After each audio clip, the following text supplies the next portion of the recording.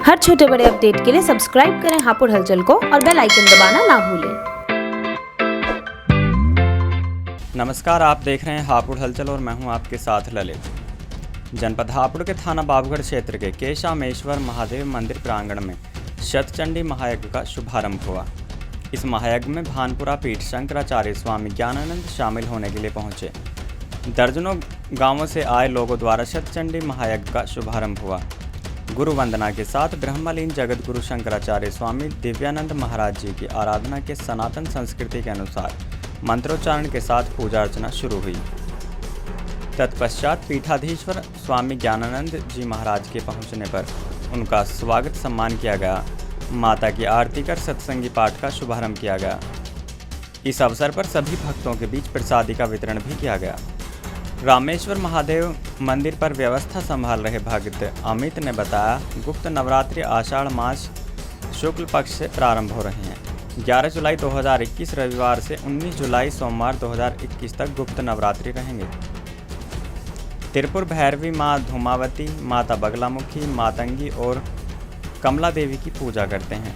भानपुरा पीठाधीश्वर जगत गुरु शंकराचार्य स्वामी ज्ञानानंद महाराज जी ने बताया कि एक वर्ष में 4 बार नवरात्रि होता है, जिसमें 2 नवरात्रि गुप्त आती हैं। उन्होंने बताया कि कोरोना काल में रामेश्वर मंदिर छपकोली पर लगातार 2 महीने हवन यज्ञ चलता रहा। जो लोग यहां पर आते हैं उनकी मनोकामना ज़रूर पूरी होती है। चैत्र शुक्ल प्रतिपदा से चैत्र शुक्ल नवमी तक, आषाढ़ शुक्ल प्रतिपदा से आषाढ़ शुक्ल नवमी तक, आश्विन शुक्ल प्रतिपदा से आश्विन शुक्ल नवमी तक, माघ शुक्ल प्रतिपदा से माघ शुक्ल नवमी। इसमें 2 नवरात्रे प्रसिद्ध, एक को शयन और दूसरे को बोधनी। 2 नवरात्रे गुप्त हैं, आषाढ़ शुक्ल प्रतिपदा से नवमी तक, जो वर्तमान में चल रहा है। दूसरा माघ शुक्ल प्रतिपदा से नवमी तक, जिसके बीच में बसंत पंचमी होती है। शक्ति के बिना भी कोई अस्तित्व नहीं होता। शिव भी शक्ति के द्वारा ही पूजित है। कोई भी ब्रह्मा की शक्ति, विष्णु की शक्ति, शिव की शक्ति इस प्रकार से बोलने में नहीं।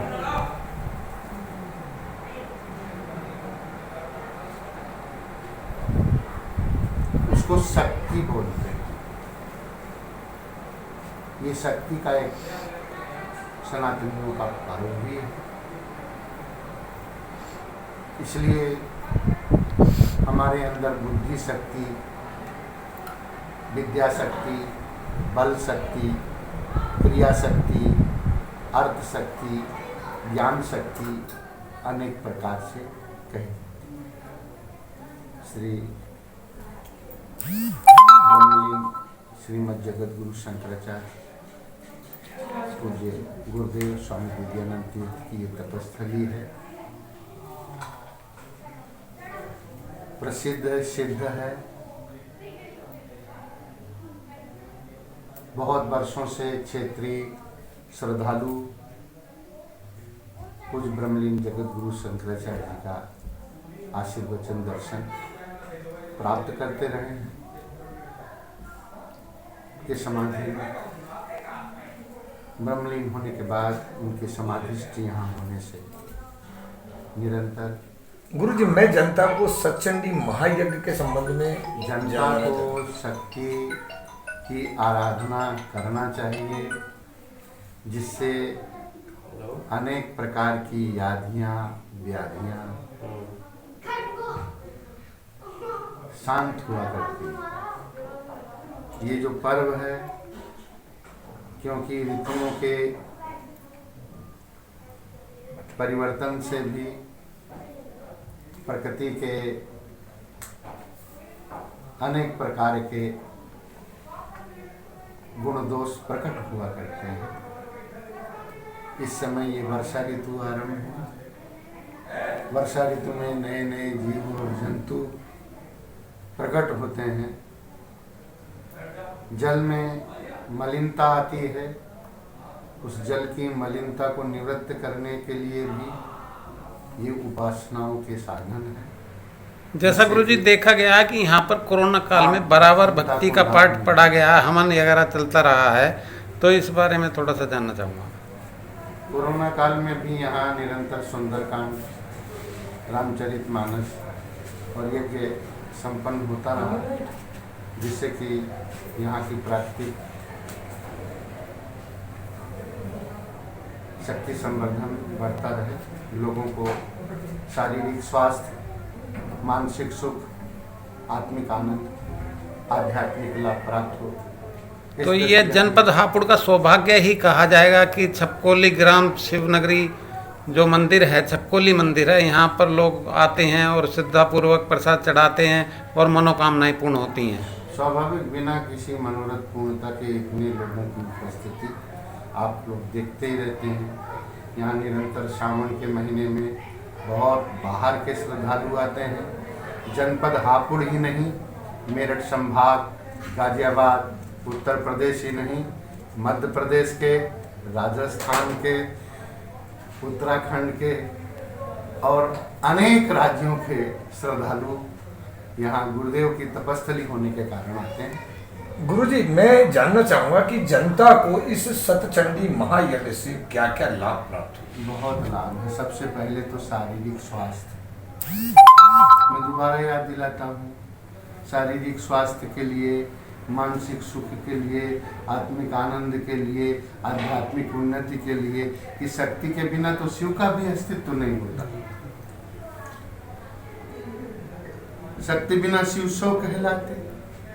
इसलिए शक्ति की आराधना सब लोगों को करनी चाहिए, और जो लोग नहीं कर पाते हैं उन लोगों को इसका दर्शन करना चाहिए। जो लोग दर्शन के लिए यहाँ पर आते हैं, काफ़ी दूर दराज से लोग आते हैं, उनके लिए कोरोना काल जैसे समाप्ति पर है और लगभग समाप्त हो गया जनपद हापुड़ में, तो उनको गुरुजी क्या आदेश देना चाहेंगे, क्या कहना चाहेंगे? देखिए कि कोरोना के नियमों का यहाँ निरंतर पालन करने की पूरी कोशिश की गई है, और जहाँ स्वयं अग्नि प्रज्वलित है, अग्नि के निकट कौन पहुँच सकेगा? सिंह जैसा प्राणी भी अग्नि से दूर ही रह जाया करता है, तो कोरोना के कीटाणु वहाँ कहाँ पहुँच सकते हैं? अच्छा गुरुजी, एक बात मैं जनता को पूछना चाहूंगा, जनता की तरफ से, कि ये नवरात्रों को गुप्त नवरात्रि क्यों कहा गया है? केवल यही नहीं, माघ महीने में भी जो शुक्ल पक्ष में प्रतिपदा से नवमी तक ऐसा क्यों होता है, गुप्त नवरात्रि क्यों कहा? यही रहस्य है। उसी रहस्य को मैं जनता को आपके मुख से बतवाना चाहता हूँ। कुछ रहस्य समय समय पर उद्घाटित होते हैं और उनका कुछ अंश उद्घाटित होता है। पूर्णतः कोई रहस्य प्रकट नहीं हो पाया करता है, इसीलिए उसका नाम ही रहस्य है। बहुत बढ़िया। हापुड़ और आसपास की तमाम छोटी बड़ी खबरों के लिए आप जुड़े रहिए हमारे साथ। हम हैं हापुड़ शहर का नंबर 1 न्यूज चैनल हापुड़ हलचल। नमस्कार। हर छोटे बड़े अपडेट के लिए सब्सक्राइब करें हापुड़ हलचल को और बेल आइकन दबाना ना भूलें।